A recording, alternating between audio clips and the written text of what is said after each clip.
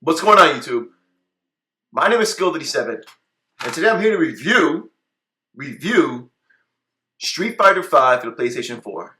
Okay, and this is going to be a tough review because I'm a longtime Street Fighter fan, and Street Fighter V disappoints. And let me explain why it disappoints. You see, I'm not a fighting game fan, never have been, probably never will be. But there's two fighters that I can actually tolerate.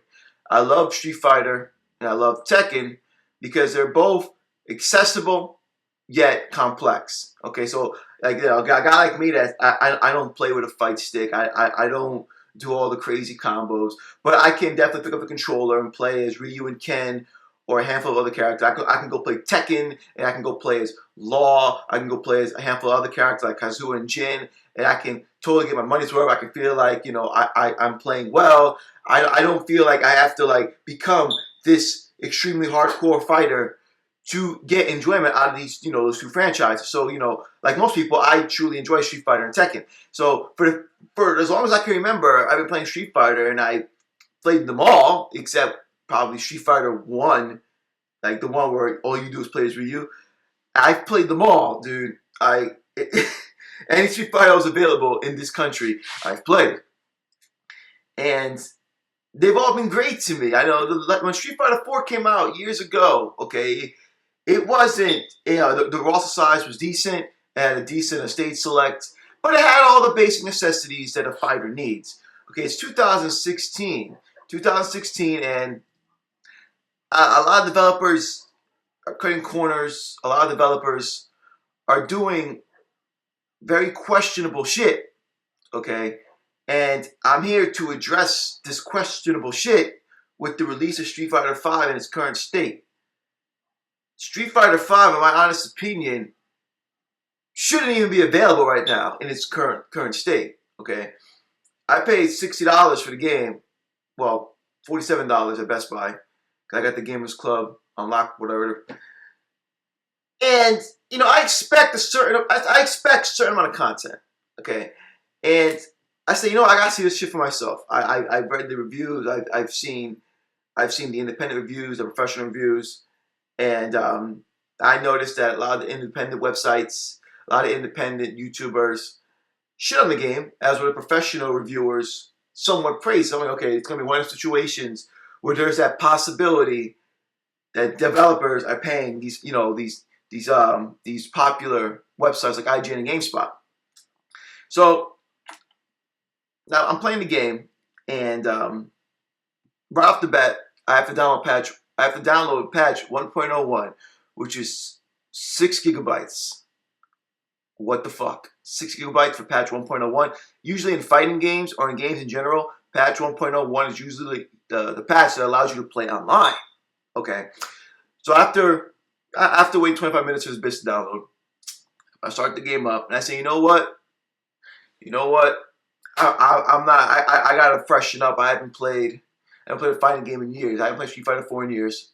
Let me hit up this exhibition, okay, or this arcade mode. There is no exhibition or arcade mode. I don't understand this concept. I have never played a fighting game in my life that didn't have a fucking exhibition in arcade mode. For those who are unaware what these two modes are, an arcade mode is tribute to what arcades back in the day were like. You would go to the arcade, you would put your 25, 50 cents in, you would fight 8 to 10 rounds of computer-controlled AI opponents, and then you would all fight, then you would fight a boss that was usually ridiculously overpowered or way above the skill rating that you had selected. And, you know, and it was great. You know, you fought 8 to 10 people, you fought the boss, you got your cheesy little ending, and you started over. Then exhibition, self-explanatory. You basically just create your own singles match with another person, whether it be a friend or an AI-controlled opponent. You get to customize, you know, the time, the damage, etc. It's just like a custom game mode. Okay, so two staples for offline play, very important for any fighting game. Every fighting game needs an exhibition and an arcade mode for the players that don't want to play online, and they're not there. So all Street Fighter V has, Street Fighter V, you can clearly tell the developers have this like this belief that everyone that buys Street Fighter V wants to play online. The online portion of Street Fighter V is pretty solid. Okay, you have all these fight settings you can mess with. You can make it so that you're constantly in this rotation that people can challenge you. So I can be in training mode, and then out of nowhere, the game will tell me someone is challenging me, and I got challenged on a very consistent basis. I like this concept, I like this idea. It's fun. I'm like, okay, cool. This is the future of fighting games. Or I can go into training mode and jump into an online game real quick, and then when the online game's done, I go back into my training mode. That's great. That's great. I can see the appeal in that. What I don't understand is how the fuck do you release a game thinking that everyone that buys a fighting game wants to play online? A lot of people that play Street Fighter, matter of fact, I will go out. I will go and say that I swear 90% of fighting game fans in my age range don't truly want to play online because we've been playing fighting games for years, and fighting games have always been a side-by-side thing, you know, a couch co-op, a couch competitive kind of experience. You play against the AI, you spend hours in training mode.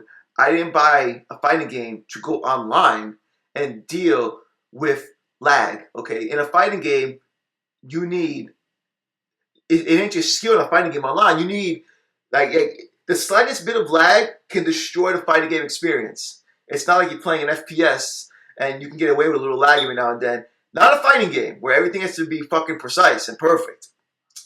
So the online itself isn't perfect, okay? I played against people that have full bars of, you know, of latency, and there's still, you know, little patches of lag.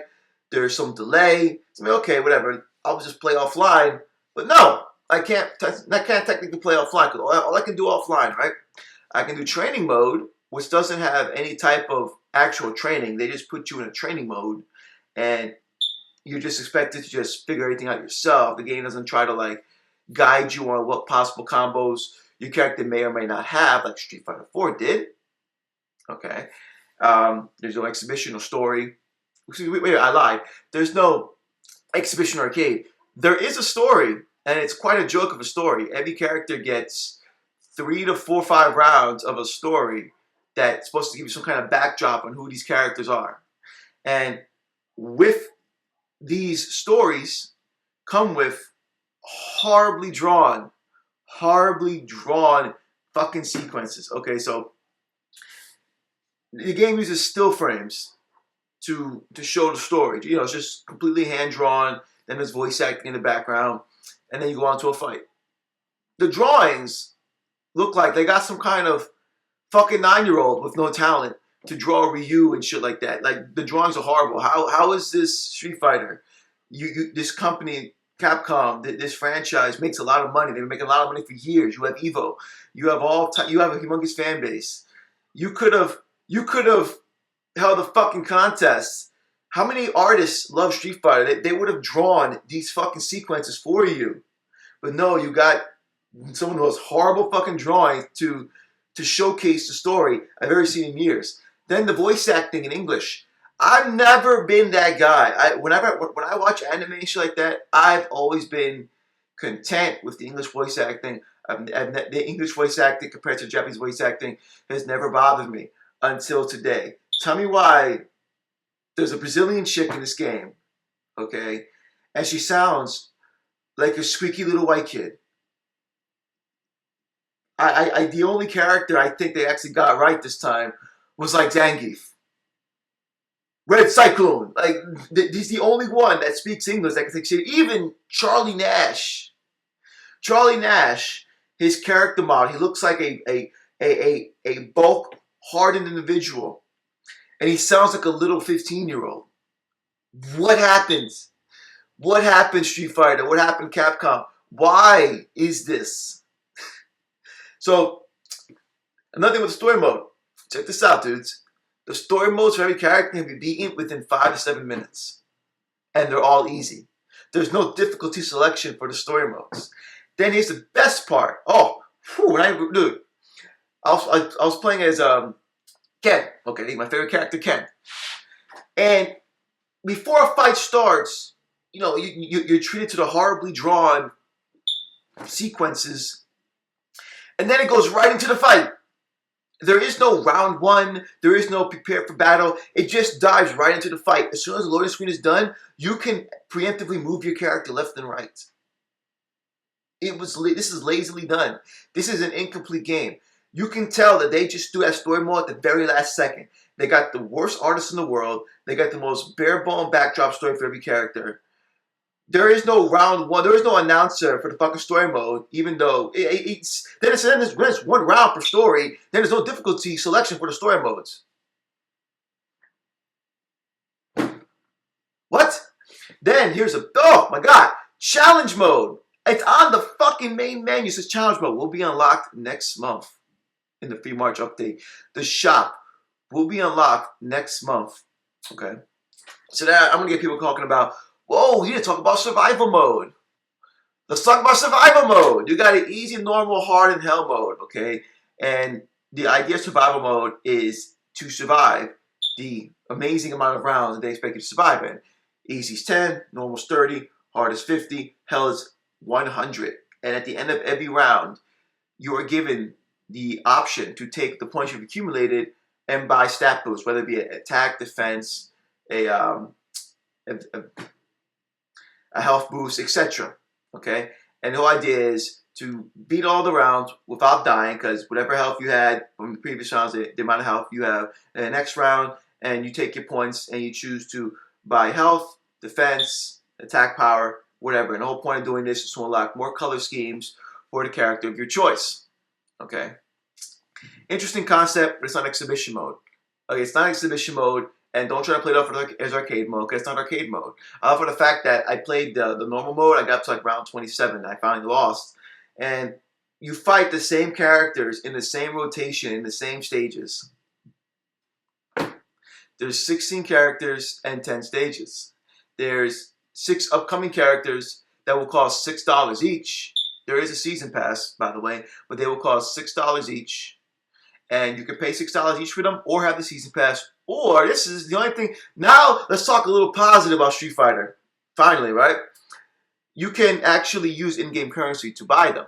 So when I was playing story mode, I noticed I was getting what was called fight money. Okay, and I beat the story mode twice with 2 different characters. And I have like 30,000 fight coins, and apparently the 6 upcoming characters will cost 100,000 fight coins each, or $6, or have the season pass. And the characters they're releasing are a little awkward. Ibuki, Guile, Alex, a couple other fucking returning characters. I was like, really? Like characters that have never technically been hidden characters or hidden characters. What the fuck? So many fucked up practices going on with this. I hope this is not the start of something horrible. Okay? All fighting game developers, if you're watching this video, please do not ever release a fighting game without a fucking exhibition mode or an arcade mode. There's no story mode, okay. But give us arcade mode. Give us exhibition mode. It's stupid. There is no possible excuse you could have for me as a consumer, as a gamer, that I've been gaming for the 28 years of my existence, that you could have said, you can tell me, oh, there was time constraints. It's exhibition. What is so hard about adding that to the game?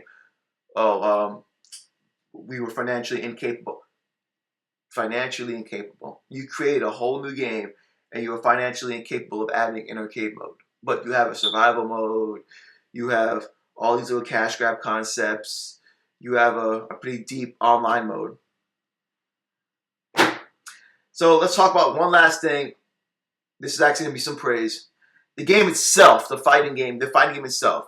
16 characters, each character feels unique and different, and for the first time in years, Ryu and Ken, granted, they have similar moveset, have their differences now, okay? The fighting in general, the way the game looks, is smooth. The game looks great. I love the sound effects, I love the music, everything Street Fighter stands for in terms of being entertaining is there, okay? The V-trigger concept is awesome. You press triangle and circle. I put the D-pad. Every character is something unique and different. And then, oh yeah, wait, hold on. Let's take it back a couple notches, because in Street Fighter 4 they had 2 Ultras and a Street Fighter 5. They have one!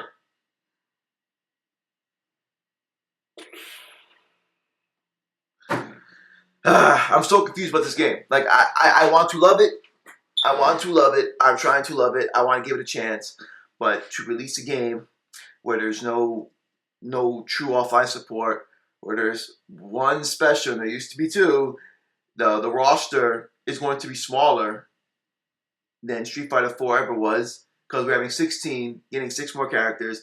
There's only 10 stages. I don't know how they can dig. I don't know how Capcom is going to dig themselves out this fucking grave that they just put themselves in. Okay, I don't care if IGN and GameSpot gave you a 7 and an 8, when the biggest fighting players in the world, okay, the people that truly count, the people that represent your company in Evo, when they say this is fucking stupid, when they say holy shit you fucked up, there's a problem. Okay, I can't recommend this game. I can't tell my fans, my subscribers, to go pay $60 for Street Fighter 5. I have to tell you, wait till June. Wait till June where the extended True Story mode comes out. Wait till June when more characters come out. Wait till June when the challenge mode, everything is unlocked by June apparently. It's fucking February and the true Street Fighter 5 experience comes out in June. Skip. That's all I can say. If you bought the game, more power to you. I bought the game. I'm going to hold on to it because I like the games we can. I like the way Ken is this time around. I want to learn the game. But as a reviewer, I can't tell my fans to spend no money on this shit. Not even $30 fucking I can say you spend money on this shit. It's missing too many essentials. It's missing the basics. And that's quite fucking unacceptable, Capcom. Get your shit straight.